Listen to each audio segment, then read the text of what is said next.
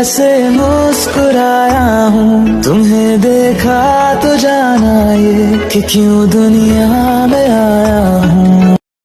শুধু তোমার জন্য পাগলামি করি, এই পাগলামিটাই আমার স্বভাব। যেদিন আমি পৃথিবীতে থাকবো না সেদিন বুঝবা এই পাগলের অভাব। জান, ভালোবাসলাম আমি তোমায়, তুমি একটু বুঝলা না আমায়। করতে চাইলাম তোমায় আপন, তুমি আমারে কইরা দিলা জিন্দা দাফন। ভাঙ্গা দিয়ায় আমার অন্তর কার বুকেতে বান্ধি।